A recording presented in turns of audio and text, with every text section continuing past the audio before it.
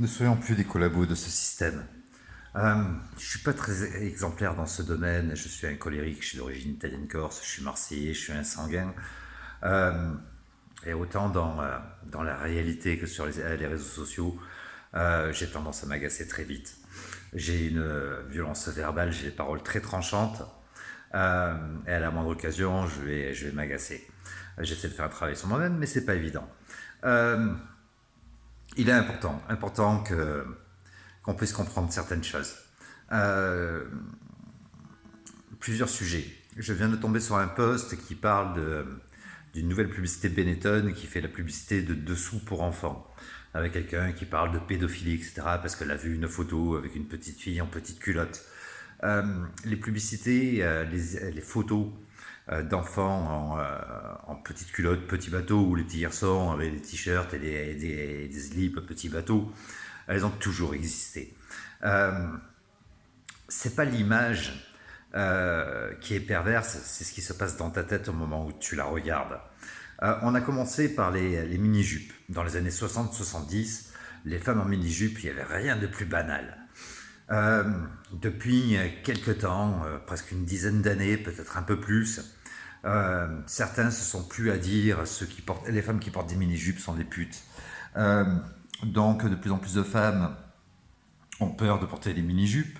Et c'est ce qui fait aujourd'hui que dès qu'un homme voit passer un morceau de genou, il est comme un chien en chaleur. Il décroche pas du regard, il a un comportement immonde. Euh, et on en est arrivé là à cause de notre comportement. Si on avait banalisé la chose, continué à banaliser la chose comme dans les années 60-70, eh bien, il y aurait un autre comportement des hommes. Je vous prends par exemple sur les plages naturistes.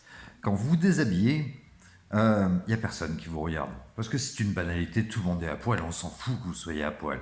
En revanche, sur ce qu'on appelle les plages textiles, là où il y a des maillots de bain, il y aura toujours des mecs qui vous regarderont, qui vous fixeront du regard, parce que il y a le tissu qui fait que on se dit qu'est-ce qu'il y a derrière le tissu.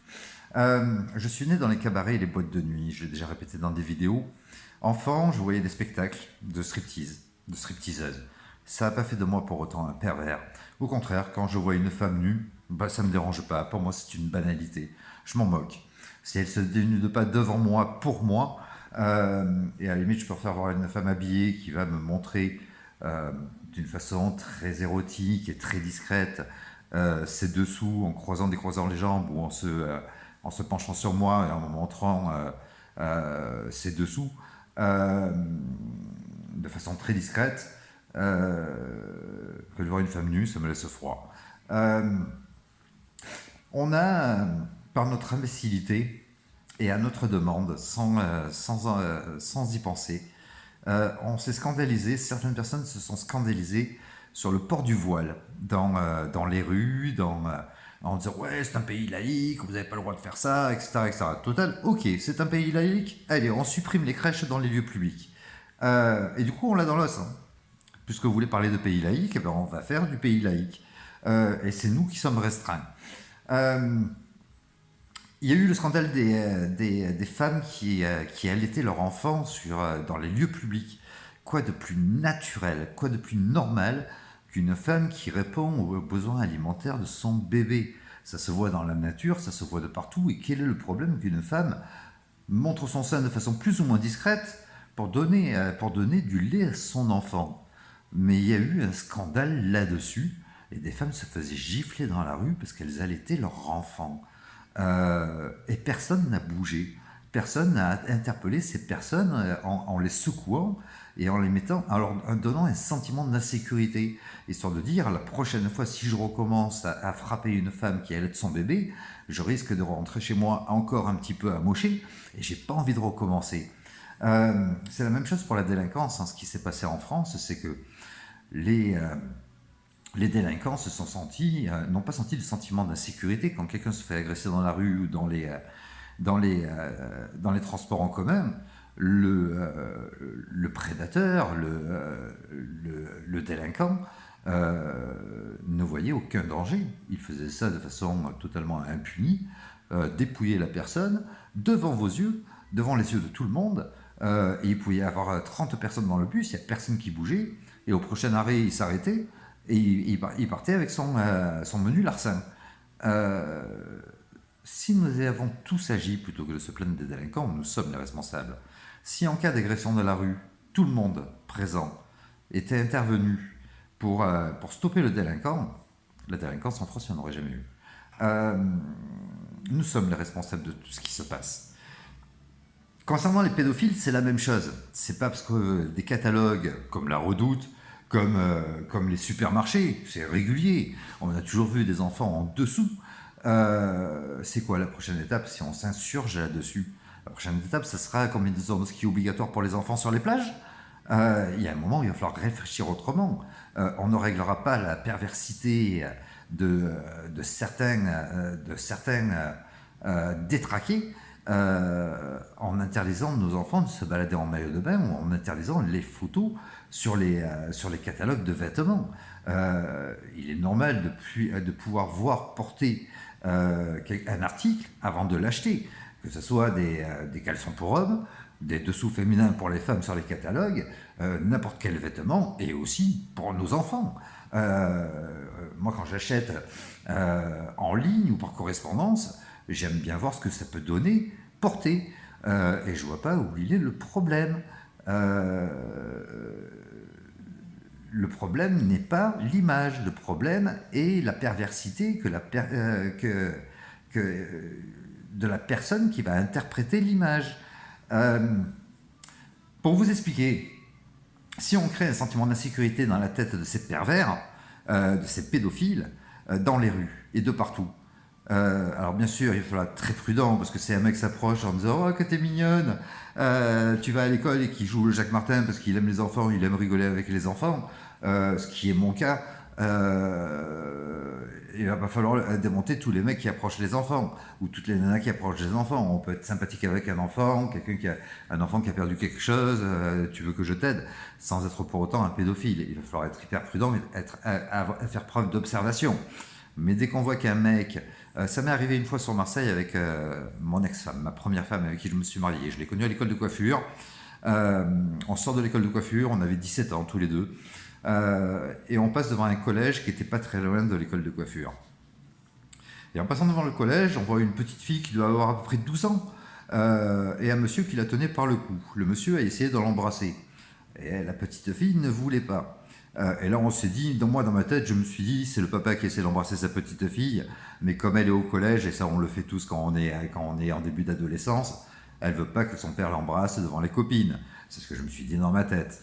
Je refusais ça quand j'avais 12 ans de mon père, quand il essayait de m'embrasser, que je sortais du collège. Non, je suis un homme, tu m'embrasses pas. Et puis le monsieur a fini par attraper la main de la petite, il avait la braguette ouverte, et il a envoyé la main à la braguette. Ma femme, à l'époque c'était ma fiancée c'était une furie, c'était une tigresse. Moi je suis un sanguin, j'ai le sang qui a tourné dans ma tête, j'ai voulu attraper le gars, ma compagne a été plus rapide que moi, elle l'a entraîné, elle était petite de taille et toute menue, hein, c'était une tigresse. C'était une véritable panthère, elle l'a entraîné dans un Porsche qui était juste derrière, elle l'a défoncé. La seule chose que j'ai pu faire moi, c'est faire le guet pour voir si la police n'arrivait pas, histoire qu'on n'ait pas d'ennui, nous. Mais je vous promets, elle avait 17 ans et elle lui a fait passer l'envie de recommencer. Je suis pas sûr que le mec il a recommencé pendant un certain temps. Je suis pas certain. Elle a franchement amoché. J'aurais aimé le faire à sa place, mais elle m'a volé le rôle. J'adore mon ex-femme Sherazade. Petite menu, mais je vous promets qu'elle a arrangé plus d'un mec. Une femme hyper courageuse et une sacrée tigresse. En Corse, ma famille m'avait raconté dans le village à Ness, dans le village de la famille, je crois que ça s'est passé à Ness. Il y avait des travaux, et puis sur le chantier, les ouvriers logeaient dans des cabanes de chantier. Il y a un immigré, je ne sais pas de quelle origine, l'origine n'a pas d'importance, On est tous des êtres humains, la couleur de peau, les religions, etc., etc. Il va falloir arrêter de faire des discriminations et de faire des généralités surtout.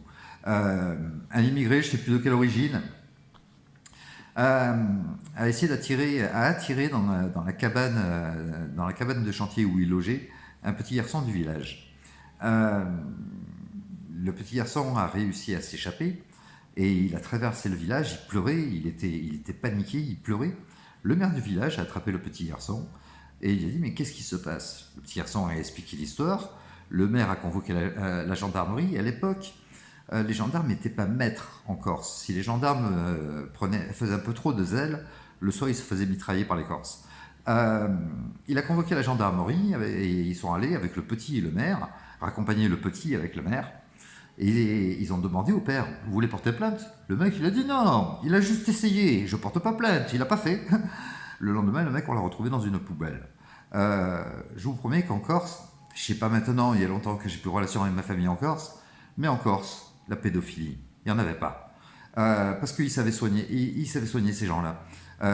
Et je vous promets qu'ils avaient le remède, le vaccin, ils l'avaient. En Corse, la pédophilie, niette.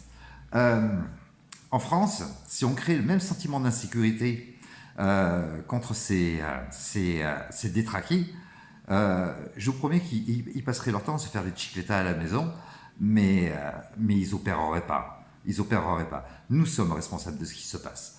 Alors maintenant, il faut faire les choses proprement. Hein. Si on en attrape un dans les rues, faire en sorte d'être discret, de le faire rapidement et de faire en sorte qu'il ne porte pas plainte. C'est ce que m'avait dit avec ma mère un jour la police à Marseille.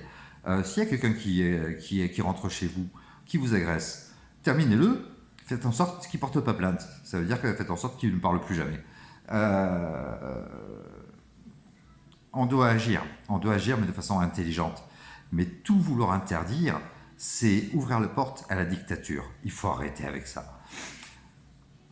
Autre chose, sur les réseaux sociaux, il y a de grands débats et ma violence fait que j'ai du mal à me retenir et je continue à écrire alors que ça ne sert à rien de débattre. Le problème, c'est qu'on est tous censés être sur les réseaux sociaux des adultes intelligents et que plutôt que on n'est pas à se disputer un match de foot, là. Plutôt que d'essayer de se disputer nos vérités, la vérité, il n'y en a qu'une. La vérité, il n'y en a qu'une, seulement on a tous des compétences à comprendre certaines choses et d'autres pas. Si moi, le foot et la mécanique et les sports mécaniques, j'y connais que dalle. Je suis un manche. Si je te dis que Lionel Messi est le gardien de but de l'équipe nationale d'Italie, si tu t'es connais en foot, tu vas certainement me sauter dessus en me disant ouais, t'es un crétin. C'est un joueur de l'Argentine, je crois, je suis même peu sûr.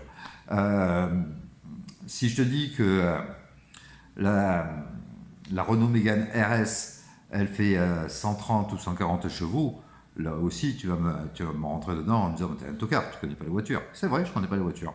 Mais je vais pas insister en disant ouais, c'est ma vérité, je pense ce que je veux et j'écris ce que je veux. Non, non. Dans l'idée, nous sommes face à un véritable problème mondial. Dans l'idée, ceux qui n'ont pas les compétences de comprendre certaines choses, c'est pas un mal, ça veut pas dire que tu es un imbécile. Ça veut juste dire que si un poisson rouge, si un singe demande à un poisson rouge de grimper à l'arbre, le poisson rouge il va se sentir très très con. Et inversement, Bernard Tapie disait, j'aimais beaucoup Bernard Tapie et l'ascension qu'il a eue ce monsieur, et j'ai suivi son ascension. Il disait à un moment donné, mon premier talent, c'est d'avoir su m'entourer.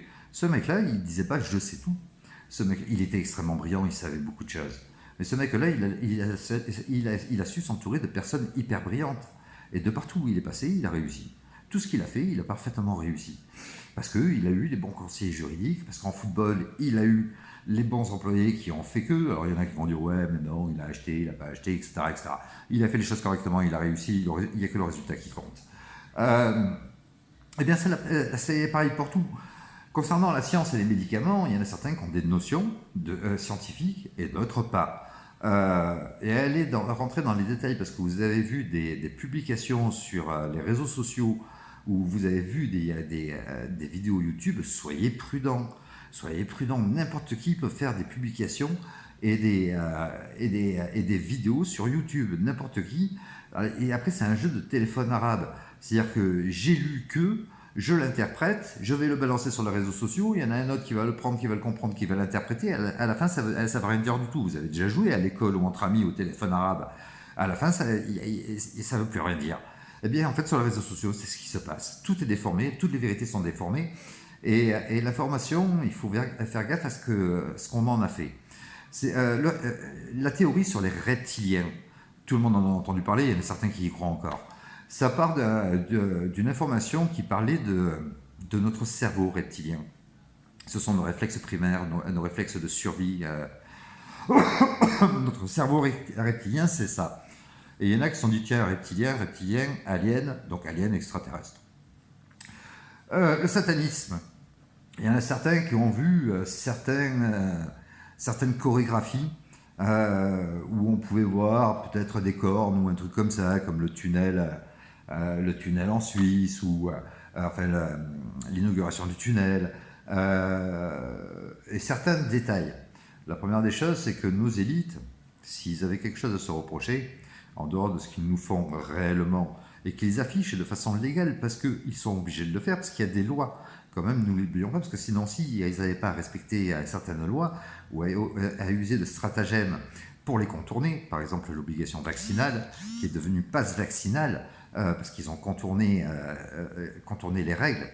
Il est totalement interdit d'obliger à une médecine. Les conventions d'Oviedo adoptées par les droits de l'homme nous protègent de ça. Et notre code de la santé publique, la loi Kouchner de mars 2002, dit bien que tout acte médical doit être consenti et éclairé. Donc ils n'ont pas le droit de nous obliger à nous vacciner, sauf, bien sûr, dans certains établissements qui peuvent exiger en règlement interne quelque chose. Dans une boîte de nuit, on peut t'obliger à porter un costume. Dans les hôpitaux, le personnel soignant se doit d'être vacciné contre certains virus ou certaines maladies. Dans les écoles, pour rentrer à l'école, il faut être obligatoirement vacciné. Sauf qu'à l'époque, l'école, elle n'était pas obligatoire. Et donc, pour obliger, ça c'est une loi qui est sortie il n'y a pas longtemps, aujourd'hui, tous les enfants, l'école est réellement obligatoire. On n'a plus le droit de scolariser, sauf autorisation spéciale, de scolariser les enfants à la maison. Et à mon avis, cette règle, c'est qu'ils vont nous faire du sale dans pas longtemps, et qu'ils vont multiplier les vaccins, on ne va pas rester en 11 vaccins obligatoires. Ils parlent du vaccin contre le papillomavirus. J'ai perdu le nom de ce vaccin.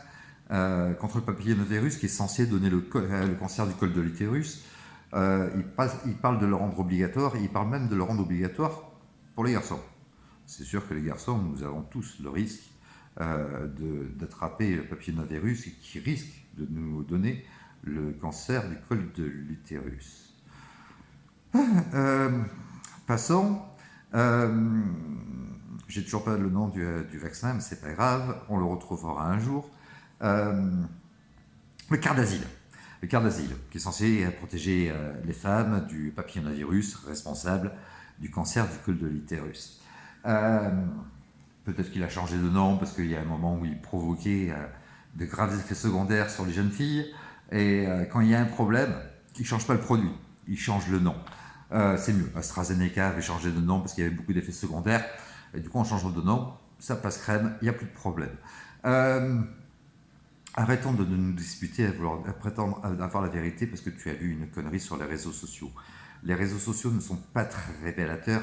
Je suis sûr et certain que pour nous diviser et pour faire en sorte qu'on se préoccupe de conneries et qu'on ne se préoccupe pas de ce qu'ils font, je suis persuadé que la plupart des informations qui sont sur les réseaux sociaux proviennent de l'élite mondiale.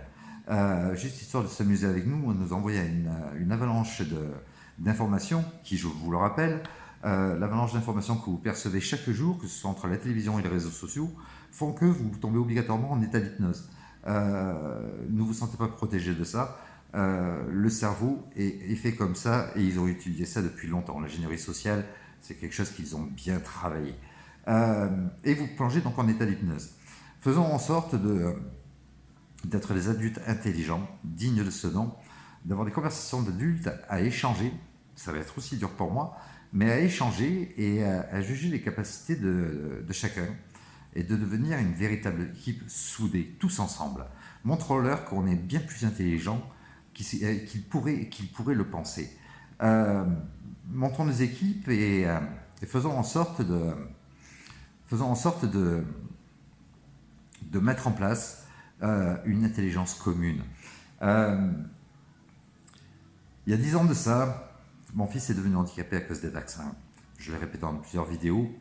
J'ai jeté une bouteille d'eau à la mer alors qu'à l'époque, je me servais des réseaux sociaux uniquement pour faire de la pub et des promotions de mon commerce. J'ai balancé sur les réseaux sociaux comme une bouteille d'eau jetée à la mer. Je me sentais seul au monde. Mon enfant, une semaine après les vaccins, présentait les premiers symptômes de handicap. Et je savais que c'était les vaccins parce qu'il avait une alimentation extrêmement surveillée. Il n'y avait rien qui avait intervenu. Il avait 21 mois. Et d'un coup, il n'y a plus rien qui allait, alors que, pour symboliser les choses, on me l'avait livré avec toutes les options, et je me retrouvais un matin avec plus d'options sur mon enfant, il n'y a plus rien qui fonctionnait. Et donc, la première chose qui m'est venue en tête, c'est ce qui s'était passé une semaine après, la vaccination. J'ai balancé une bouteille d'eau à la mer, et puis sur Facebook, de suite, j'ai eu des réponses. Des gens sont venus à moi. Des parents qui étaient dans le même cas que moi. J'ai recensé en même pas une semaine 6 familles qui étaient dans la même situation que moi. On s'est rassemblés, on a été voir un avocat sur Lyon spécialisé en affaires médicales. Et puis s'est créé un vrai comité, un vrai staff, un vrai bureau de parents et de personnes hyper compétentes dans le domaine qui nous ont formidablement bien aidés. Si vous voulez vous renseigner sur le vaccin, je ne peux que vous recommander le site initiativecitoyenne.be. Mettez bien .be sur Google, parce que Google ne les référence plus. Vous allez tomber sur un site ou un blog où vous pouvez, dans le moteur de recherche, faire toutes les recherches que vous voulez sur n'importe quel vaccin et sur n'importe quoi de l'histoire de la vaccination. Depuis Pasteur, vous aurez tout. Le vaccin contre la polio, le vaccin contre la diphtérie, le tétanos, etc. C'est un site, voilà. Après, il y a l'association Alice et puis la Ligue de liberté de vaccination qui se trouve sur Annecy en Haute-Savoie, à côté de chez moi, qui sont les 3 sites. Je pourrais vous citer l'association Nello Espoir Raison, c'est l'association que j'ai créée pour mon enfant, qui ne faisait que relier en fait les informations. Alors j'en trouvais certaines moi que j'échangeais avec les autres, mais la plupart c'était des informations qui venaient d'initiativecitoyenne.be et de la Ligue de liberté de vaccination et de Alice, de certains médecins et professeurs scientifiques que je pouvais côtoyer, et beaucoup de témoignages que je recensais de mon côté. Mais nous étions et chacun profitait des compétences de l'autre. C'est comme ça qu'on peut faire une force. On n'a rien à se prouver sur Internet. Pas plus sur Internet que dans la vraie vie. On a tous des capacités. Comme je vous l'ai dit, si un singe demande à un poisson rouge de monter à l'arbre, le poisson rouge va se trouver très très con. Mais inversement, moi aussi. Toi, tu as des compétences dans un domaine, j'en ai dans un autre. Et certains en ont dans un autre domaine. Unissons-nous et arrêtons toutes ces discriminations qui se font, que ce soit pour les homosexuels. Ils vous ont rien fait, ils ne vous empêchent pas de vivre. Ils ont une totale liberté de vivre leur vie. C'est leur sexualité, ça se passe dans leur lit. Ne confondons pas homosexualité et LGBT. LGBT est une organisation politique qui vise à nous diviser. C'est comme le féminisme. Je n'ai rien contre les femmes, je les aime, je les ai toujours aimées, je leur ai dédié 34 ans de ma vie à sublimer leur beauté. Alors, quand je défends les homos, il y en a qui me traitent d'homo. Quand je défends les juifs, j'ai toujours défendu les minorités, même à Marseille, dans mes quartiers. Quand quelqu'un se faisait agresser parce qu'il était juif, parce qu'il était musulman ou parce qu'il était homo, j'ai une éducation qui fait que même s'ils sont 15, je suis obligé d'y aller. Même si je me faisais démonter la gueule en me disant la prochaine fois je ne recommencerai pas, j'y allais quand même. Ça m'est arrivé aussi un soir sur Genève où j'ai voulu défendre, alors qu'il n'y a pas de délinquance à Genève, mais ça devait être des jeunes de Lyon ou un truc comme ça, qui avaient agressé dans un parc un jeune, ils étaient 8. J'ai foncé dans le tas. Le jeune, il a trouvé une ouverture au moment où je suis arrivé, il s'est barré. Et moi, j'ai franchement reçu. Ils avaient des coups de poing, des poings américains. Ils m'ont chopé ici. J'avais la gueule enflée. J'ai failli y passer. À 1 centimètre près, il chopait la tempe. J'étais mort. Mon enfant venait de naître. Mon enfant aurait pu devenir orphelin. Mais c'est comme ça, j'ai toujours réagi comme ça, j'agis de façon spontanée et je réfléchis pas au danger avant. Et sur les réseaux sociaux, c'est pareil, je supporte pas l'injustice. Euh, Arrêtons ces discriminations stupides, s'il vous plaît. L'homophobie, les anti-juifs, les antisémites, les anti-musulmans. Arrêtons tout ce racisme et ces conneries. L'union n'a jamais été aussi importante, autant de rigueur pour sauver l'avenir de nos enfants.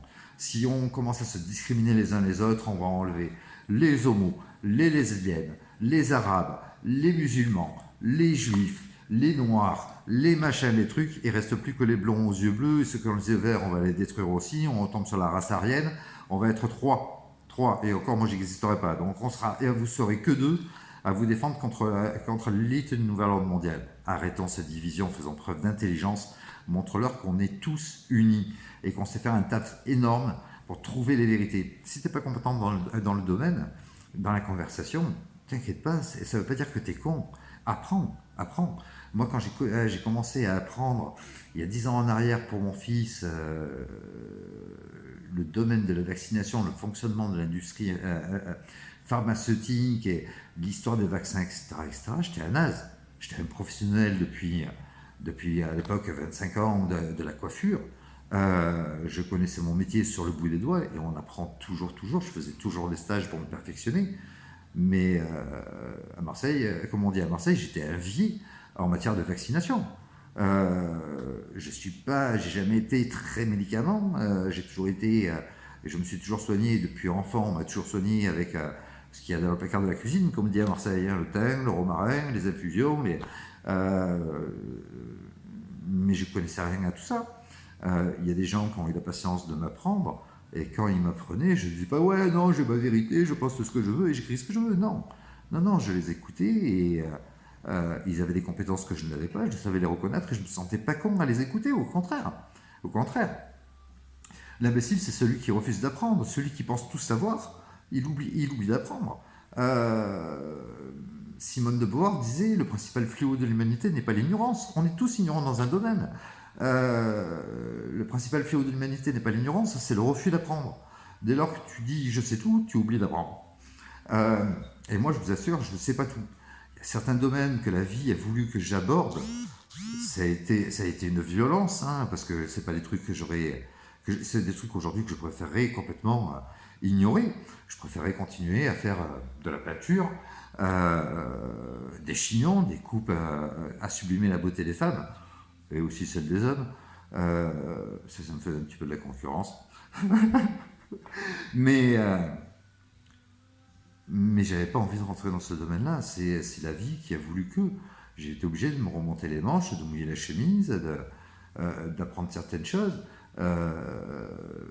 pour faire face à l'industrie pharmaceutique, pour aider mon avocat qui était certes spécialisé en affaires médicales, mais lui, il était spécialisé dans le droit médical, mais il n'était pas scientifique.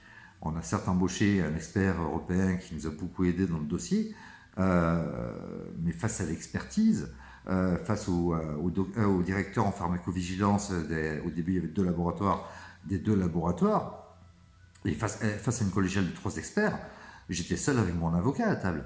Et quand ils vous parlent à moitié chinois avec leur langage scientifique, et quand ils essaient de vous la faire à l'envers, si vous n'avez pas du répondant avec un minimum de savoir, et quand je vous parle de savoir, c'est une information qui est vérifiée et revérifiée, je ne me suis pas contenté de lire une seule publication scientifique, je les ai toutes lues. Une publication scientifique, plus celle qui la contredit, etc.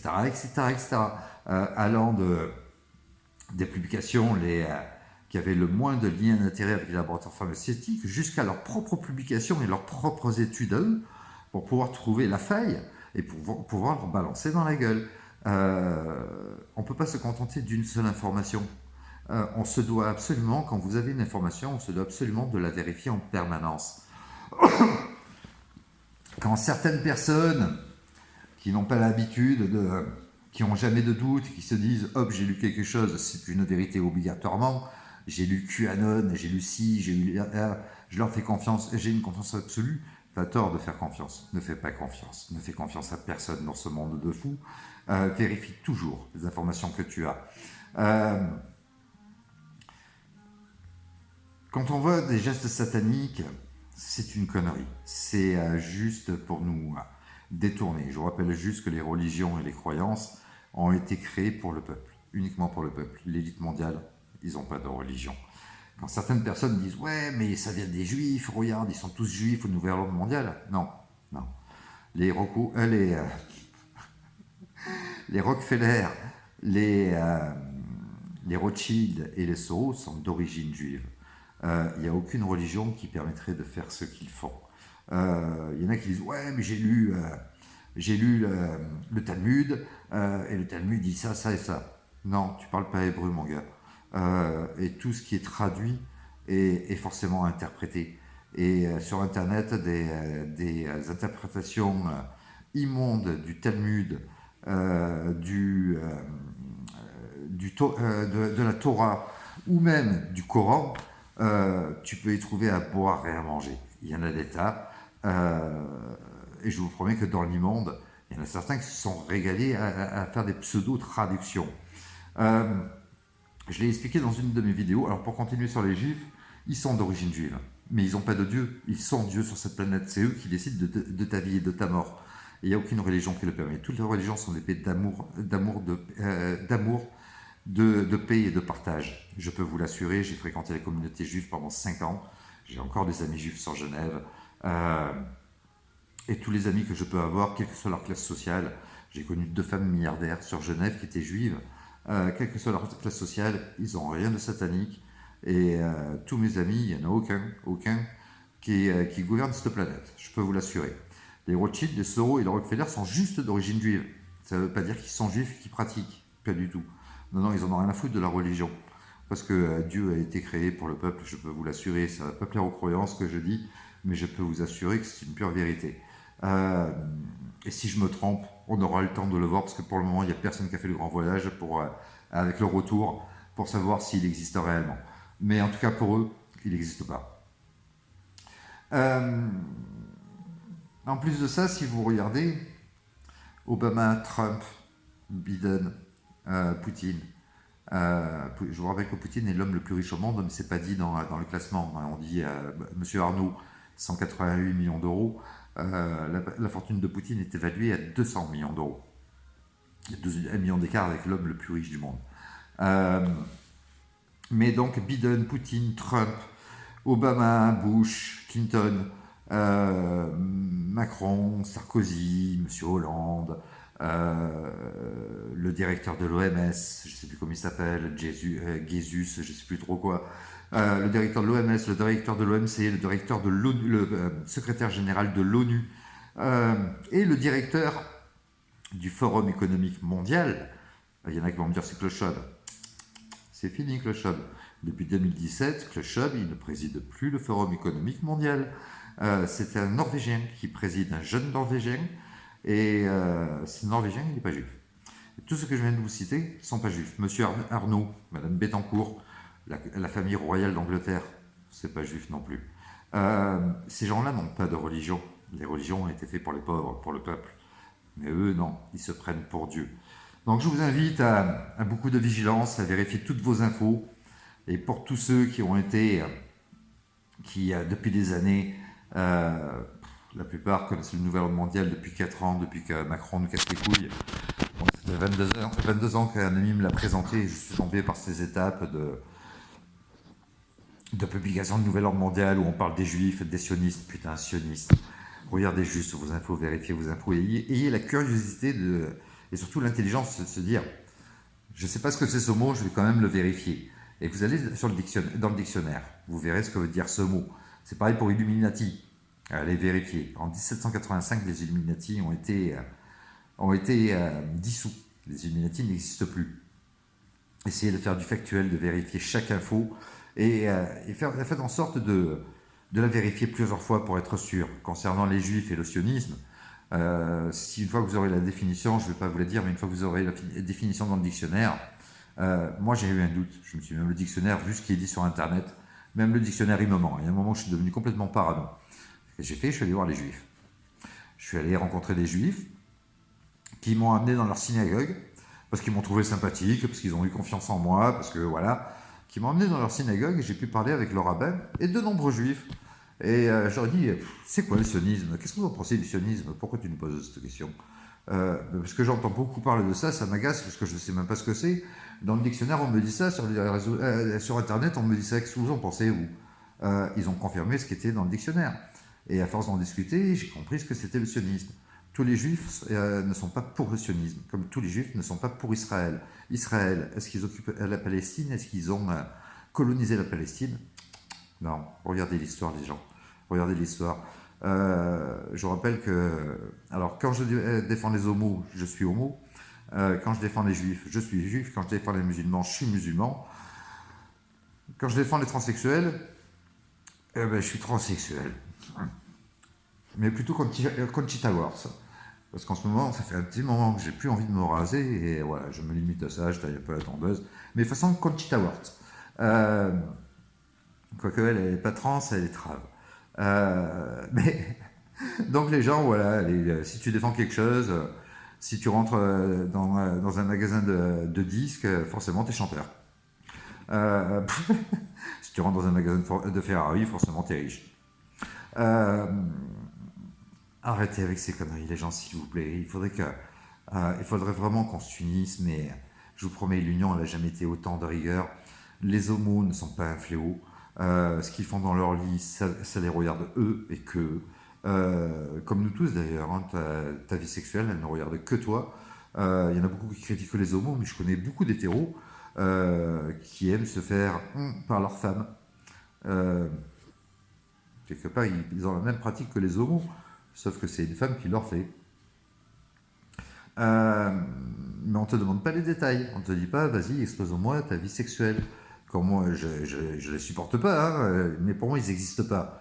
Mais quand j'entends parler du couple Macron, de leur sexualité, il y en a qui s'intéressent à ce qu'elle a dans la culotte, ils veulent à tout prix savoir la longueur de son clito, et puis lui, il est homo, elle, c'est une pédophile, etc. etc. Et oh, vous connaissez rien de l'histoire. Vous faites qu'affabuler et vous faire des fantasmes d'après des photos, etc. Devenons adultes, s'il vous plaît, les gens. La vie de nos enfants est sérieusement en jeu et on ne va pas s'en sortir. Je vous promets, on ne va pas s'en sortir. Ils ont gagné. Dans l'état où on est là, ils ont gagné. Faisons en sorte de gagner nous et montre-leur qu'on est bien plus intelligents qu'ils peuvent le penser. Organisons-nous. Les récalcitrants qui veulent absolument se la discuter entre eux et penser que leurs fantasmes sont réalité, on les met de côté, on les exclut et quand ils en ont marre d'être cons, ils nous rejoindront. Mais faisons en sorte de nous unir et d'allier tous nos compétences. Sur les réseaux sociaux, il y a plein de gens. J'aimerais depuis longtemps créer un tribunal populaire. J'ai certaines compétences dans beaucoup de domaines, mais pas dans toutes. Et pour fédérer, vous l'avez vu, vous l'avez tous reconnu, j'ai une violence verbale, je suis peut-être des fois arrogant, parce que j'arrive pas à comprendre que si moi je comprends certaines choses, les autres n'arrivent pas à le voir alors que c'est devant vos yeux. Donc des fois je m'agace un petit peu. Le temps nous est compté et parfois ouais, j'ai des raisons de m'agacer parce que pour moi j'ai pas la trouille, j'ai eu la chance d'avoir une belle vie et si demain ça doit s'arrêter, franchement c'est une délivrance, alléluia. Yeah. Mais j'ai peur. Pour nos enfants, je vous promets, j'ai la trouille. Ça peut être une des périodes de ma vie où j'ai jamais eu autant la trouille. J'ai fait des conneries dans la vie, je vous promets, j'ai fait même des grosses conneries. Je me suis nourri d'adrénaline, le ski, jeune j'avais des motos, etc., etc. J'ai fait le camp en voiture. La peur, c'est pas mon truc. Je suis devenu papa et depuis j'ai peur de tout. Mais là j'ai réellement peur pour l'avenir de nos enfants. Il est très sérieusement engagé et je vous promets, ne minimisez pas les choses parce que en croyant les QAnories, etc., etc., qui racontent que boum, ça y est, on a un dossier, ils ont peur, ils reculent, ils continuent à avancer. 2023, ils vont nous faire du très sale, je vous le promets. Il y a certaines lois qui sont passées pour équiper encore la police, ils ont commandé des bombes lacrymogènes, etc., etc. Ils s'attendent. Et puis ils ont demandé à ce que les Français rendent les armes, ce qui avait été fait déjà par Jacques Chirac. Hein. Tout était prévu depuis longtemps. Mais là, ils l'ont redemandé à nouveau cette année. Pour 2023, il va y avoir du très sale et du très chaud. Ne minimisez pas les choses. Arrêtez de penser que il y a quelqu'un qui va venir nous sauver, que ça y est, ils reculent, ils ont peur. Leur système s'écroule. Mais c'est pour ça que depuis 50 ans, ils prévoient la suite de leur système, le nouvel ordre mondial. Un ordre mondial du 21e siècle, comme avait dit Macron, avec Trump. Ne croyez pas qu'un milliardaire, il va risquer sa fortune, sa vie ou sa liberté pour sauver la veuve et l'opprimé et pour manger des cailloux avec nous. On n'y croyait pas à ça. Pareil pour Poutine. Il y en a qui croient que c'est le Messie. Poutine, il s'est jamais opposé à un nouvel ordre mondial. Il a dit ce sera sans moi. Avec la Chine, il va faire son propre nouvel ordre mondial. Mais ça ne veut pas dire qu'il est avec nous et qu'il va sauver le monde. Arrêtez d'être naïf et crédule. Réveillez-vous, les amis. Réveillez-vous. On peut compter que sur nous. Et si on monte un tribunal populaire, c'est une vidéo que j'avais faite, que vous trouverez sur mon profil, en descendant un petit peu. C'est une vidéo qui a été censurée sur tous les réseaux sociaux Meta. Je ne parle pas de vaccin, je fais que du factuel en citant peut-être deux articles des droits de l'homme et en disant qu'il faut qu'on se réunisse tous devant la CEDH plutôt que d'aller manifester sur Paris et qu'on monte un siège silencieux pour pouvoir monter un podium et pouvoir condamner ces gens-là pour crimes contre l'humanité. Cette vidéo a été censurée sur tous les réseaux sociaux Meta. C'est peut-être parce qu'elle dérange. En général, on est censuré parce qu'on parle de vaccin. Mais par contre, tu as le droit de donner la recette pour aller faire la manif sur Paris. Tu as le droit de donner la recette d'un cocktail Molotov. Ils ne te censurent pas. Tu as le droit de dire on va tout casser sur Paris. Tu as le droit de foutre le chaos, etc., etc. De traiter les homos de PD. Mais par contre, ma vidéo sur le tribunal populaire, elle a plu à personne. En tout cas, pas au groupe Meta. Je vous invite à y réfléchir, les amis. Il faut absolument qu'on s'unisse, qu'on fasse quelque chose. Prenez soin de vous. Je vous aime tous. Passez une bonne soirée. Au revoir.